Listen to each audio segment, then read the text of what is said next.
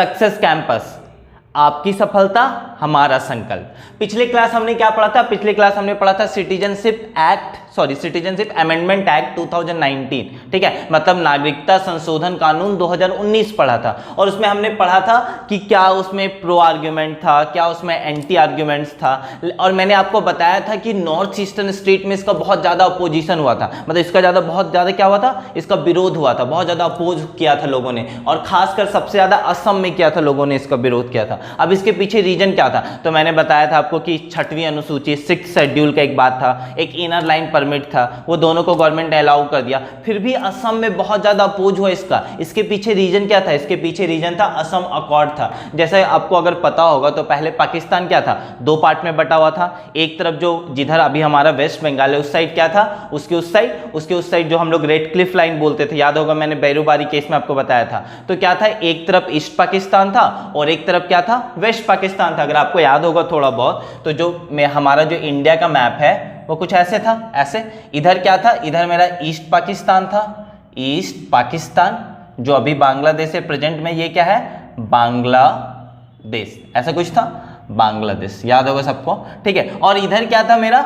इधर था मेरा वेस्ट पाकिस्तान पहले ऐसे ही बटा हुआ था, आप सभी को पता होगा, ठीक है। तो पाकिस्तान पहले ऐसे बटा हुआ था। तो हुआ क्या, मैं आपको बताता हूं, बहुत सिंपल सा बात है कि जब होना क्या था, जैसे ईस्ट पाकिस्तान और वेस्ट पाकिस्तान, आपको पता होगा ईस्ट पाकिस्तान में जो वेस्ट पाकिस्तान की आर्मी है वो जेनोसाइड स्टार्ट कर देते थे। जेनोसाइड मतलब क्या होगा, उनका नरसंहार स्टार्ट कर दी थी। और बहुत सारे इलीगल माइग्रेंट्स जो थे, जो ईस्ट पाकिस्तान के लोग थे, क्योंकि बोले जाते थे ईस्ट पाकिस्तान में बंगाली लोगों का डोमिनेंस है, ठीक है, तो ये वेस्ट पाकिस्तान वाले बहुत डरते थे कि कहीं वो लोग ना पूरे पाकिस्तान पे कब्जा कर ले। तो वो लोग क्या किए, उनका जेनोसाइड स्टार्ट किया। ये पूरा जो जेनोसाइड, जो नरसंहार स्टार्ट हुआ था एक्चुअल में, वो एक्चुअल डेट पता है क्या था, 25 मार्च 1971, जब यहां से वेस्ट पाकिस्तान से आर्मी गई ईस्ट पाकिस्तान में और यहां क्या स्टार्ट कर दी, जेनोसाइड स्टार्ट कर दी, नरसंहार स्टार्ट कर दी। तो अब लोग क्या किए, यहां से जो ईस्ट पाकिस्तान के लोग हैं, आपको पता होगा ईस्ट पाकिस्तान, यहां जो हमारा असम है, सब लोग यहां इलीगल माइग्रेंट्स है, वो कहां जाना स्टार्ट कर दिए, असम में, वेस्ट बंगाल में, ईस्ट पाकिस्तान के लोग जाना स्टार्ट कर दिए।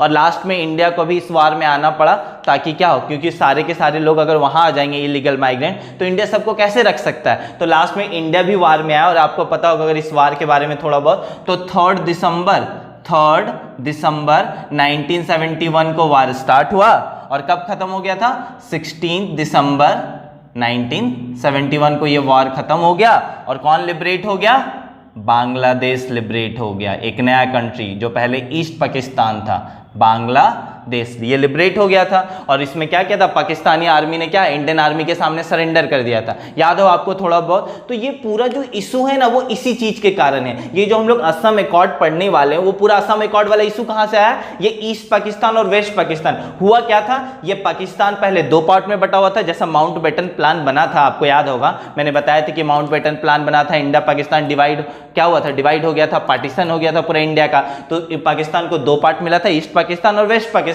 पाकिस्तान को लगता था यहाँ बंगालीज का ज्यादा डोमिनेंट हो जाएगा, तो उन्होंने क्या किया, ऐसा बहुत सारे इश्यूज है इससे रिलेटेड। कभी हम लोग वार से, जब मैं हिस्ट्री पढ़ाऊंगा तो आपको बताऊंगे कि और टोटल कितना इश्यूज है। तो जब यहां से वेस्ट पाकिस्तान की आर्मी जब ईस्ट पाकिस्तान में जाती है, कौन सी डेट को, 25 मार्च 1971 को। ये डेट बहुत इंपॉर्टेंट है क्योंकि इसी से सारा चीज डिसाइड होने वाला है। जब वो लोग यहां जाती है और क्या करती है, वो लोग जेनोसाइड करना स्टार्ट करते हैं, जिसको हम लोग बोलते हैं हिंदी में नरसंहार, जेनोसाइड, ठीक है। वो लोग जेनोसाइड करना स्टार्ट करती है। जब वो लोग जेनोसाइड करना स्टार्ट करती है तो होता क्या है, जैसे ही वो लोग इस पे नरसंहार करना स्टार्ट करती है, तो जितने भी इलीगल माइग्रेंट्स, अब जो ईस्ट पाकिस्तान के लोग हैं वो कहां भागेंगे, अगर पाकिस्तानी आर्मी उन पे हमला करिए तो वो लोग सारे लोग क्या है, कुछ लोग यहाँ वेस्ट बंगाल में आ गए, तो कुछ लोग ऊपर जो हमारा नॉर्थ ईस्टर्न स्टेट है उसमें कहा, असम में चले गए।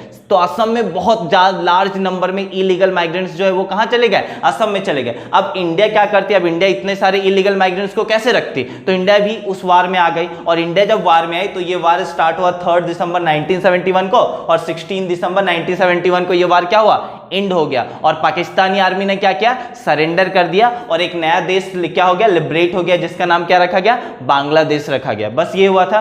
तो इसलिए मैं ये क्यों बता रहा हूं, मैं आपको पूरा बात नहीं बता रहा हूं, मैं एक छोटा सा हिस्टोरिकल प्रोस्पेक्ट आपको बता रहा हूं ताकि आप ये समझ पाओ। मैं थोड़ा सा आपको हिस्टोरिकल प्रोस्पेक्ट इसमें क्यों बता रहा हूं, ताकि आप समझ पाओ कि ये कट ऑफ डेट क्यों रखा गया, क्योंकि हर जगह मैं इस डेट का बहुत डिस्कशन करने वाला हूं, क्योंकि इसी दिन ना यहां से आर्मी आई यहां पे, और यहां पे ईस्ट पाकिस्तान पे क्या स्टार्ट हो गया, नरसंहार स्टार्ट हो गया और लोग वहां से भागना स्टार्ट किए इंडिया की तरफ। कुछ लोग बांग्लादेश, जो अभी तो बांग्लादेश है, कुछ लोग यहां से कहां आ गए, वेस्ट बंगाल आ गए, कुछ लोग कहां चले गए, ऊपर में जो हमारा असम है वहां चले गए। तो ये पूरा इशू इसी डेट का है, याद रखना आप ये बात। ये डेट बहुत बहुत इंपॉर्टेंट है क्योंकि हम इसी डेट से लेकर सारा बात करेंगे, ठीक है। तो आपको ये बात याद रखना पड़ेगा, ठीक है। ये था इसका हिस्टोरिकल प्रोस्पेक्ट। ऐसे तो पढ़ना इसमें बहुत कुछ है, कितने लोगों का नरसंहार हुआ था, क्यों वो लोग डर रहे थे, इलेक्शन में ईस्ट पाकिस्तान का क्या डोमिनेंस था, ऐसा बहुत सारा चीज पढ़ना है। लेकिन मैंने आपको एक छोटा सा ओवरव्यू दे दिया ताकि जब आप पढ़ो ना इस चीज को तो आपको पता हो कि ये वाला डेट क्यों मैंने लिया। और ये वार कब स्टार्ट हुआ था, 3 दिसंबर 1971 को। कितने दिन चला, 16 दिसंबर 1971 को खत्म हो गया। कौन जीता, इंडिया जीत गया। जो पाकिस्तानी आर्मी वो उन्होंने क्या किया, सरेंडर कर दिया और कौन, एक नया देश लिबरेट हो गया, बांग्लादेश लिबरेट हो गया। तो ये डेट बहुत इंपॉर्टेंट है। तो अब हुआ क्या, अब तो ये वार हो गया, बांग्लादेश लिबरेट भी हो गया, लेकिन बहुत सारे इलीगल माइग्रेंट्स जो क्या कहां के थे, ईस्ट पाकिस्तान के थे, जो बाद में क्या बन गया, बांग्लादेश बन गया। वो तो जो भाग के आए थे इंडिया, वो अभी भी इंडिया में रह गए। कुछ लोग कहां रह गए, वेस्ट बंगाल में रह गए, ठीक है। आपने सुना होगा वेस्ट बंगाल में रोहिंग्या मुसलमान, बहुत ज्यादा ये भी टॉपिक बहुत ज्यादा कंट्रोवर्सी में रहता है, ठीक है। और कुछ लोग कहां चले गए, ऊपर में जो यहाँ हमारा असम है वो वहां चले गए। तो हुआ क्या, ये पूरा कंट्रोवर्शियल चीज रहा। बहुत सारे इलीगल माइग्रेंट्स आज भी असम में रह रहे हैं। तो असम में ना वहां की जो लोकल पार्टीज थी, वहां की जो स्टूडेंट यूनियन थी, जो मैं अभी आगे जाके बताने वाला, वो इसके अगेंस्ट में बहुत ज्यादा क्या कर रहे थे, बहुत ज्यादा प्रोटेस्ट कर रहे थे। उन्होंने दिल्ली में जाके जंतर मंतर में जाके प्रोटेस्ट किया था। तो फिर राजीव गांधी ने एक एग्रीमेंट साइन किया था और उसी एग्रीमेंट का नाम क्या रखा गया था, असम अकॉर्ड रखा गया था। मैं इसे इरेज कर रहा हूं और अब मैं बताऊंगा असम अकॉर्ड क्या था। ये था छोटा सा हिस्टोरिकल क्या था, प्रोस्पेक्ट था, जो आपको पता होना चाहिए कि क्यों ये असम अकॉर्ड बना, ठीक है। अब मैं इसको इरेज करके अब मैं आपको बताता हूं असम अकॉर्ड क्या है, ठीक है। तो क्या हुआ, जैसा कि हमने देखा कि 1971 में बांग्लादेश तो बन गया, लेकिन 25 मार्च को इतना सारा क्या हुआ, जेनोसाइड हो रहा था। तो बहुत सारे इलीगल माइग्रेंट्स कहाँ भाग के आ गए थे, इंडिया में भाग के आ गए थे, और स्पेशली कहाँ, असम में। तो असम ने इसके खिलाफ बहुत बड़ा एक क्या किया, मतलब एक बहुत बड़ा क्या किया, जंतर मंतर पे बहुत बड़ा प्रदर्शन किया था असम के लोग। 2 लोग इसमें बहुत पॉपुलर थे, मैं अभी आपको बताऊंगा क्या क्या था। ऑल असम स्टूडेंट यूनियन, एक 2 आपको याद रखना है, AASU, ये 2 नाम आपको याद रखना है। ये क्या था, ASU का मतलब, मैं बड़ा लिखता हूं, सॉरी फिर से लिखता हूं बड़ा, ठीक है। AASU, all Assam student union, ठीक है, student union, all Assam student union. एक तो इनका बहुत बड़ा रोल था और एक था all Assam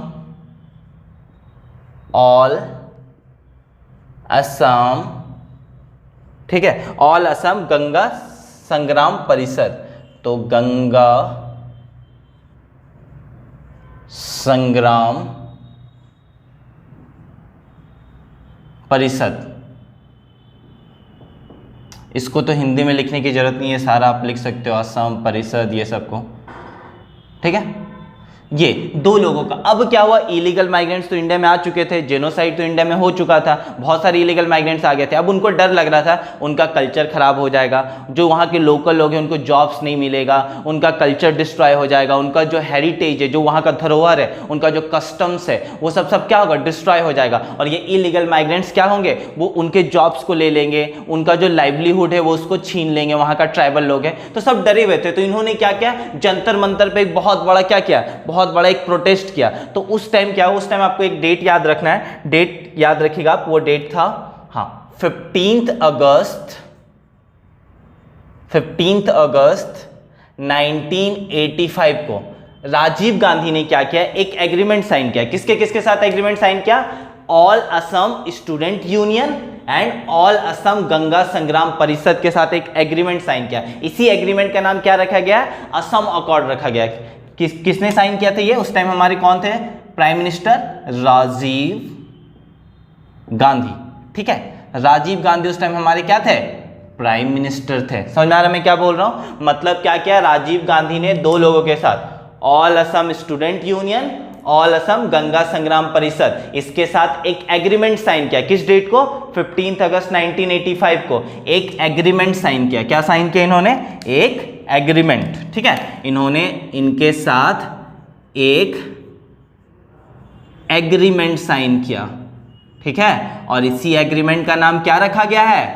Assam accord.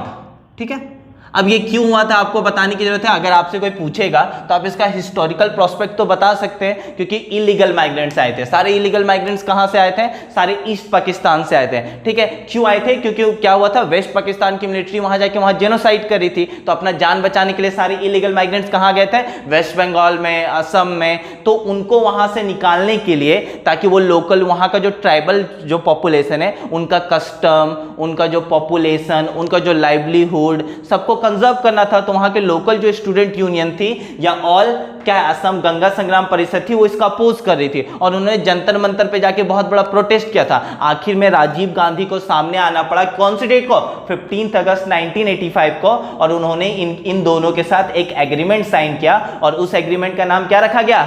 Assam accord रखा गया। ठीक है, अब असम अकॉर्ड, ठीक है, अब ये जो असम अकॉर्ड था ना, इसमें टोटल 15 क्लाउज बनाया गया। ठीक है, टोटल 15 क्लाउज बनाया गया। अब ये पूरा क्या था असम अकॉर्ड, मैं समझा रहा हूं। मतलब आपको याद रखना है हिस्टोरिकल प्रोस्पेक्ट, और कौन कौन दो एकदम इसमें जो थे, जो एकदम पिक्चर में थे, जो क्या क्या याद रखना? ऑल असम स्टूडेंट यूनियन पहला, ऑल असम गंगा संग्राम परिषद। डेट कब हुआ था, ये एग्रीमेंट कब हुआ था? 15 अगस्त 1985 को। किसके किसके बीच हुआ था? राजीव गांधी और ये दो जो ग्रुप थे उनके बीच हुआ था। इस एग्रीमेंट का नाम क्या रखा गया है? असम अकॉर्ड। इसमें कितने क्लाउज थे? 15 क्लाउज थे। समझ में आ रहा है क्या बोल रहा हूं? ये पूरा चीज क्यों हुआ था? इलीगल माइग्रेंट्स के कारण हुआ था। वो इलीगल माइग्रेंट्स कहां से आए थे? ईस्ट पाकिस्तान से आए थे। अभी ईस्ट पाकिस्तान क्या है? बांग्लादेश है। आपको ये बात याद रखना है। ठीक है, तो इसमें ना कुछ कुछ, अब यहां क्यों विरोध है? यहां इसलिए विरोध है ना, क्योंकि ये जो पूरा जो असम अकॉर्ड है, उसमें साफ साफ एक लाइन लिखा हुआ है। पता है क्या लिखा हुआ है? 25 मार्च, आप लोग ध्यान से समझना, 25 मार्च 1971 के बाद जो भी असम में आया होगा वो सारा इलीगल माइग्रेंट्स होगा। इलीगल माइग्रेंट्स होगा, इलीगल माइग्रेंट्स होगा। और उसको क्या किया कर दिया जाएगा पता है? इलीगल माइग्रेंट, उसको इंडिया से डिपोर्ट कर दिया जाएगा, इंडिया से भगा दिया जाएगा। इंडिया से क्या कर दिया जाएगा? डिपोर्ट कर दिया जाएगा। बोल सर ठीक है, तो इसमें अब ये सीए कहां से आ गया? सिटीजनशिप अमेंडमेंट एक्ट बीच में कहां से आ गया? क्योंकि ये मेरा उस टाइम का कट ऑफ डेट ये था। उस टाइम का कट ऑफ डेट क्या बोल रहा है? ये देखिए, this is the cut off date. किसके लिए कट ऑफ डेट था? कि अगर इस डेट को या इस डेट के बाद, इससे पहले तक आए तब तो आप बच जाएंगे, लेकिन अगर आप इस डेट को ऑन और आफ्टर इस डेट को या इसके बाद अगर आप आए हैं असम में, तो आपको क्या कर दिया जाएगा? कोई मतलब नहीं है इससे, कोई मतलब नहीं। आपका रिलीजियस प्रोसिक्यूशन हो रहा है, धार्मिक उत्पीड़न हो रहा है, आप पे अत्याचार हो रहा है, इससे कोई मतलब नहीं। मैंने बताया था ना, वहां नॉर्थ ईस्टर्न स्टेट क्या बोलते हैं? मुझे इससे कोई मतलब नहीं है। हिंदू है, मुस्लिम है, उस पर क्या हो रहा है? रिलीजियस कुछ हो रहा है, प्रोसिक्यूशन हो रहा है, उन पर एट्रोसिटीज हो रहा है, अत्याचार हो रहा है, हमको इससे कोई मतलब नहीं है। हमको क्या है? अपने कस्टम्स को क्या करना है? कंजर्व करना है, अपने लैंग्वेज को कंजर्व करना है। तो ये जो इलीगल माइग्रेंट्स है, इसको क्या करना चाहिए? डिपोर्ट करना चाहिए। ये डेट क्यों लिया गया? क्योंकि इसी डेट को, अभी जस्ट मैंने बताया था, इस डेट को वेस्ट पाकिस्तान से ईस्ट पाकिस्तान में आर्मी गई थी, और आर्मी क्या कर रही थी? जेनोसाइड स्टार्ट कर दी थी, और लोग अपने जान बचाने के लिए कहां भाग रहे थे? इंडिया में भाग रहे थे। और सबसे ज्यादा लोग कहां आ गए थे? असम में आ गए थे। इसलिए असम को सबसे ज्यादा प्रॉब्लम था, और उनको अपना ट्राइबल कल्चर को प्रोटेक्ट करना था, कंजर्व करना था। इसलिए उन्होंने बहुत बड़ा क्या किया? एक प्रोटेस्ट किया जंतर मंतर पे। और लास्ट में 1985 को राजीव गांधी और ये दोनों के बीच एक एग्रीमेंट साइन हुआ, जिसका नाम असम अकॉर्ड रखा गया। और उस एग्रीमेंट पे डेट क्या रखा गया? कट ऑफ डेट 25 दिसंबर 1971। ये डेट क्यों रखा गया? क्योंकि इसी डेट को जेनोसाइड स्टार्ट हो गया था और लोग भागना स्टार्ट कर दिए थे इंडिया में। तो अगर इस डेट को या इससे बाद में कोई भी आया इंडिया में, तो उसको इंडिया से डिपोर्ट कर दिया जाएगा। अब जैसे सीए आया है ना, तो पता है क्या हुआ? ये जो कट ऑफ डेट है ना, वो खत्म हो गया। सीए आने के बाद ये कट ऑफ डेट कहां शिफ्ट हो गया? 31 दिसंबर 2014। अब तो क्या हुआ देख, इसीलिए मैंने बोला था, याद है पिछले क्लास, कि क्या करी है गवर्नमेंट, बैकडोर एंट्री करवा रही है। किसका बैकडोर एंट्री करवा रही है? जो असम में इलीगल माइग्रेंट है। इसलिए क्रिटिक्स बोल रहे थे, क्यों? क्योंकि जब असम में एनआरसी हुआ, एनआरसी हो गया असम में, अभी आपको पता होगा कितने इलीगल माइग्रेंट्स निकले, 19 लाख इलीगल माइग्रेंट्स थे। इस 19 लाख इलीगल माइग्रेंट्स में हिंदू इलीगल माइग्रेंट्स कितने थे? 14 लाख। इतने कौन थे? ये हिंदू इलीगल माइग्रेंट्स थे, हिंदू इलीगल माइग्रेंट्स थे। समझ में आया? तो अब हो क्या रहा है कि इस हिसाब से, क्यों ये लोग कौन सा डेट देख रहे हैं, ये जो पूरा दिख रहा है आपको यहां जो इलीगल माइग्रेंट, ये कौन सा डेट को, कौन से डेट के हिसाब से हो रहा है? इस डेट के हिसाब से हो रहा है, मतलब 25 दिसंबर 1971। लेकिन जैसे ही क्या हुआ, सीएए आया, CAA citizenship amendment act, what, 2019। और जैसे ये आया, उससे क्या हुआ, ये जो कट ऑफ डेट 25 दिसंबर 1971 था, वो कहां शिफ्ट हो गया? 31 दिसंबर 2014। मतलब जितने लोग भी अब भाग कर इंडिया में आए थे, सबको क्या मिल जाएगा? इंडिया का सिटीजनशिप मिल जाएगा। इसलिए असम में इतना ज्यादा अपोजिशन हो रहा था। असम बोल रहा था फिर क्या फायदा है, ये जो असम अकॉर्ड बना था, जो एग्रीमेंट साइन हुआ था राजीव गांधी, ठीक है, और ये दोनों जो है ऑल असम स्टूडेंट यूनियन और ऑल असम गंगा संग्राम परिषद, ये तो सब बेकार हो गया। आपने तो कट ऑफ डेट ही चेंज कर दिया, सारे इलीगल माइग्रेंट बच जाएंगे। तो क्रिटिक्स क्या बोल रहे हैं, ये सब इसलिए हुआ ना, ये जो आपको दिख रहा है ना 14 लाख हिंदू माइग्रेंट्स, ये सॉरी इलीगल माइग्रेंट, इनको गवर्नमेंट को बचाना है, बीजेपी गवर्नमेंट को, इसलिए बैकडोर एंट्री करवाना, इसलिए उन्होंने कट ऑफ डेट ही चेंज कर दिया।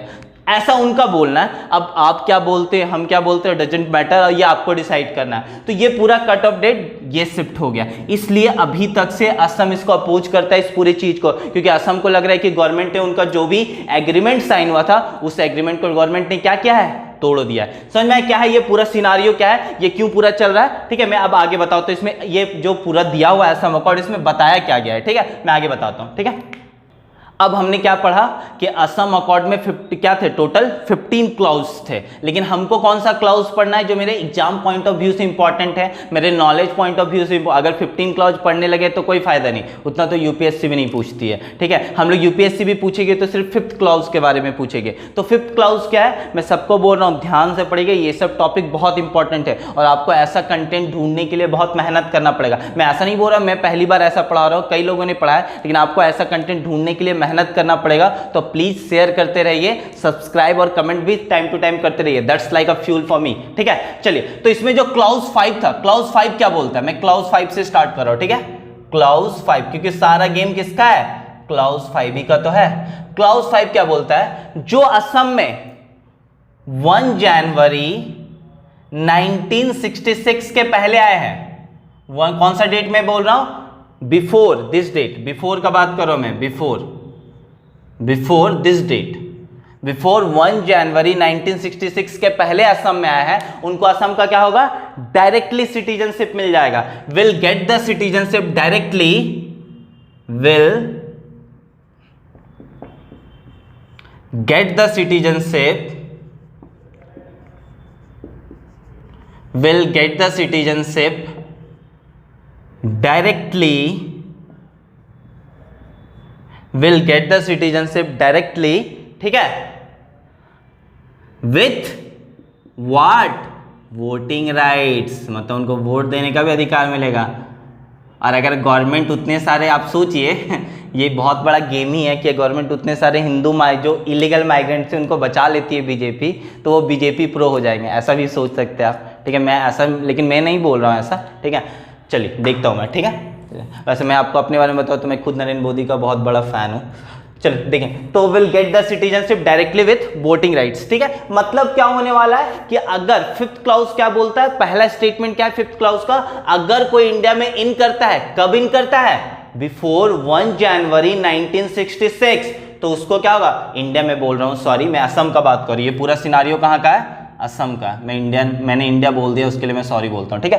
तो ये क्या है, अगर कोई इस डेट से पहले असम में इन करता है तो उसको क्या होगा, अगर इस डेट के पहले कोई असम में इन करता है तो उसको डायरेक्ट असम का सिटीजनशिप मिल जाएगा विथ वोटिंग राइट्स। मतलब एक बार आप इन किए इस डेट से पहले, आपको सिटीजनशिप मिल गया और आप जाके वोट भी दे सकते हो, वोटिंग राइट आपको मिल चुका है, ठीक है। ये क्या है, उसके बाद एक और डेट रखा गया, ये वाला जो डेट है, ठीक है, ये वाला डेट मैं यहां लिखता हूं, ठीक है। मतलब क्या था कि इस डेट के अगर कोई बिफोर आ रहे थे तो आपको पता है क्या था, इस डेट के जैसे ही कोई बिफोर आते थे तो डायरेक्टली सिटीजनशिप मिल जाता था वोटिंग राइट्स के साथ। लेकिन अब इस डेट पे या इसके बाद, लेकिन किसके पहले, 24 मार्च 1971। 24 मार्च 1971 क्यों, क्योंकि 25 मार्च से जेनोसाइड स्टार्ट हुआ, west Pakistan army east Pakistan गई, लोगों को मारना स्टार्ट कर दी और लोग इंडिया में भागना स्टार्ट हो गए और बहुत सारे इलीगल माइग्रेंट्स कहाँ गए, असम में आ गए। इसलिए ये डेट यहीं तक रखा गया। समझ में आ रहा है क्या बोल रहा हूं। तो आपको ये डेट्स का बहुत बड़ा गेम है, तो आपको डेट्स बहुत अच्छे से पता होना चाहिए, ठीक है। तो आपको क्या याद रखना है, कोई अगर इस बीच में आती है तो उनको कैसे ट्रीट किया जाएगा, will be treated as, will be treated as, will be treated as foreigner act, I hope सबको दिख रहा हो, 1946, ठीक है, and foreigner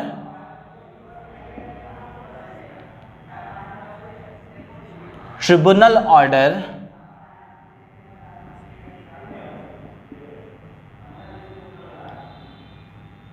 foreigner tribunal order, ये सब फॉरेनर ट्रिब्यूनल ऑर्डर 1964। मतलब अगर कोई इस डेट के बीच आए ना तो दो एक्ट बना हुआ है, दो रूल बना हुआ है जिसको फॉलो करना पड़ेगा। एक क्या है, फॉरेनर, देख लीजिए आप, पहला डेट क्या, will be treated as foreigner act 1946 और दूसरा क्या है, फॉरेनर ट्रिब्यूनल ऑर्डर 1964। मतलब आपको ये दो बहुत याद रखना, फॉरेनर ट्रिब्यूनल ऑर्डर, ठीक है, 1964। मतलब इन लोगों को इंडिया से डिपोर्ट नहीं किया जाएगा अगर आप इस डेट, क्योंकि ये वाला डेट बहुत इंपॉर्टेंट है क्योंकि लोगों का जो स्टार्ट हुआ था, ये सारा चीज स्टार्ट हुआ था, वो कब स्टार्ट हुआ था, 25 मार्च को स्टार्ट हुआ था सारा का सारा चीज। इसलिए ये डेट बहुत ज्यादा इंपॉर्टेंट हो जाता है, कौन, 25 मार्च। इसलिए सारा चीज जो ये सिनारियो इसके बीच में रखा गया। अगर आप इसके बीच में आए हैं तो आपको कैसे ट्रीट किया जाएगा, एक इंडिया में दो एक्ट है, एक फॉरेनर्स एक्ट 1946 है, एक फॉरेनर ट्रिब्यूनल ऑर्डर 1964 है। इसके तहत आपको ट्रीट किया जाएगा और आपको क्या होगा, ठीक है, आपको दिया जाएगा वोटिंग राइट्स। वोटिंग राइट्स तो दिया जाएगा, वोटिंग राइट्स, लेकिन कब, तुरंत दिया जाएगा इसके जैसा नहीं। वोटिंग राइट्स दिया जाएगा, आपको इंडिया का सिटीजनशिप भी मिलेगा, लेकिन कब, इसके जैसा नहीं। कब मिलेगा, after 10 years, after 10 years, after 10 years. कब से, from the date, from the date of detention और डिक्लेरेशन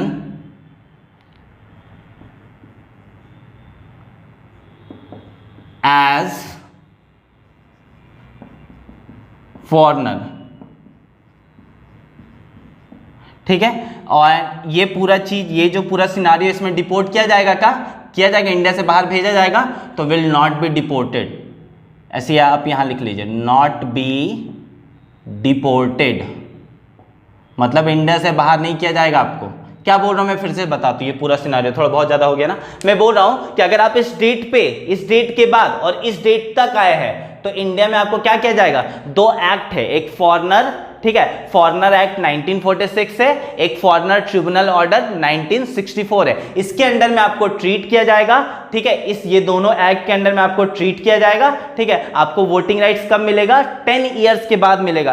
कब का 10 ईयर्स, मतलब जब आप जाओगे ना, मतलब from the date of detention, मतलब जिस डेट में आपको ये डिटेन किया जाता है, डिटेंशन हाउस बनाया जाता है। डिटेन करने का मतलब क्या होता है, नजरबंद कर देना। क्या आप यहाँ, जैसे ना अभी असम में अभी एक जगह डिटेंशन हाउस बन रहा है, डिटेन करने का मतलब क्या, कि आपको एक जगह दे दिया जाएगा कि आपको इतने ही में रहना, आप यहाँ के बाहर नहीं जा सकते हैं, तो लोगों को डिटेन किया जाता है। जैसे आपको याद होगा जब अभी रिवॉक किया गया था, ठीक है, ये 370, आर्टिकल 370 याद है? आर्टिकल 370 को जब इंडिया से में क्या किया गया था, रिमूव किया गया था, जो जम्मू कश्मीर वाला था, तो वहां बहुत सारे जम्मू कश्मीर के लीडर्स को क्या किया गया था, डिटेंशन में रखा गया था। तो डिटेंशन क्या होता है, क्यों होता है, ये भी हम लोग पढ़ेंगे, लेकिन आप अभी ऐसे याद रखें, डिटेंशन मतलब एक तरह का नजरबंद, मतलब आपको एक लिमिटेड एरिया में ही रहना है। तो जिस डेट में भी आपको डिटेन किया गया है, ठीक है, जिस डेट में भी आपका डिटेंशन हुआ या आपको फॉरेनर डिक्लेयर कर दिया गया, उस डेट से 10 ईयर्स तक आपको कोई वोटिंग राइट नहीं मिलेगा। लेकिन एक बार 10 साल आप यहां बिता देते हैं, उसके बाद आपको क्या मिलेगा, यहां का वोटिंग राइट्स मिल जाएगा। समझ रहे हो मैं क्या बोल रहा हूं? लेकिन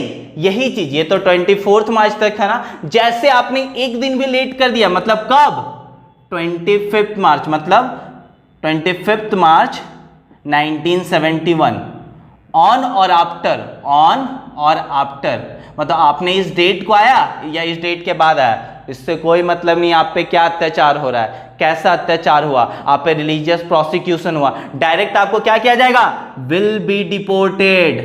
कहां, outside the India, will be deported, India से भगा दिया जाएगा। ठीक है, क्या याद रखना है, 3 डेट याद रखना है, 1 जनवरी 1966। अगर आप इसके पहले आते हैं, आपको इंडिया का डायरेक्ट सिटीजनशिप मिल जाएगा और वोटिंग राइट्स भी मिल जाएगा। अगर आप इस डेट को, मतलब 1 जनवरी 1966 पर या उसके बाद आता है, लेकिन कब तक, 24 मार्च 1971 तक। 25 मार्च क्यों नहीं, क्योंकि उस टाइम वेस्ट पाकिस्तान से ईस्ट पाकिस्तान में आर्मी आ गई थी, जेनोसाइड स्टार्ट हो गया था।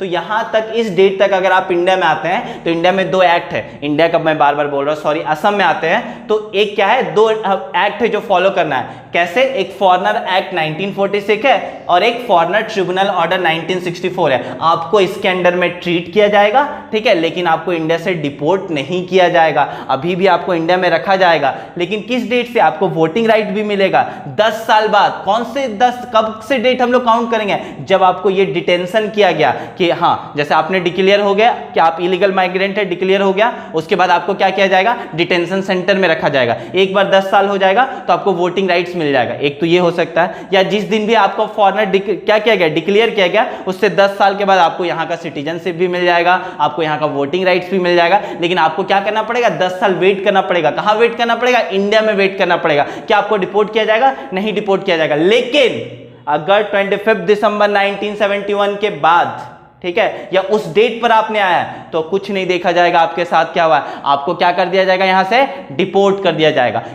ये था पूरा असम अकॉर्ड का एंड। हमने पढ़ लिया कि असम अकॉर्ड क्यों क्या था, ये क्यों कंट्रोवर्सी में रहता है, नॉर्थ ईस्टर्न स्टेट में, खासकर असम में इतना ज्यादा इसका अपोजिशन क्यों हुआ था, किसका, CAA का। समझ में आ रहा मैं क्या बोल रहा हूं? तो ये पूरा का पूरा था, ये पूरा असम अकॉर्ड था। ठीक है, अब असम अकॉर्ड तो खत्म हो गया, मैं माफी चाहूंगा, आज के लेक्चर में इतना ही रख रहा हूं। ठीक है, अगले क्लास में आपको क्या करना है, अगले क्लास में आपको कुछ चीज में पढ़ाऊंगा, बहुत छोटा सा टॉपिक है, वो क्या है, जैसे overseas citizens of India, person of Indian origins, NRI, मतलब बहुत छोटा सा टॉपिक है। उसके बाद हम लोग कहां जाने वाले हैं, उसके बाद हम लोग जाने वाले हैं part 3 of the constitution, fundamental rights में जाने वाले हैं, जो कि बहुत इंपॉर्टेंट है, मौलिक अधिकार, जिससे हर एक एग्जाम में क्वेश्चन आता है। और आज जो मैं पढ़ा रहा हूं, मैं फिर से आपको बोल रहा हूं, आप प्लीज इसको फॉलो करें। मैं आपको भरोसा दिलवा सकता हूं कि आपसे मोस्ट ऑफ द क्वेश्चन बन जाएगा किसी भी एग्जाम का। मैं आपको गारंटी दे सकता हूं कि 90 से 95% क्वेश्चन क्या होगा, आपका यहां से आएगा। समझ में? तो मैं आपको इतना बोल सकता हूं, ऐसा तो कोई नहीं बोल सकता कि 100% क्वेश्चन आएगा, because it's next to impossible, कुछ भी आ सकता है, बट 90 to 95% आपको यहां से आएगा। तब तक के लिए आपको क्या करते रहना है, लाइक करना है, सब्सक्राइब करना है, शेयर करना है, हंसते हुए रहना है और स्वस्थ रहना है, और कोविड-19 से अपने आप को सेफ रखना है। Thank you so much.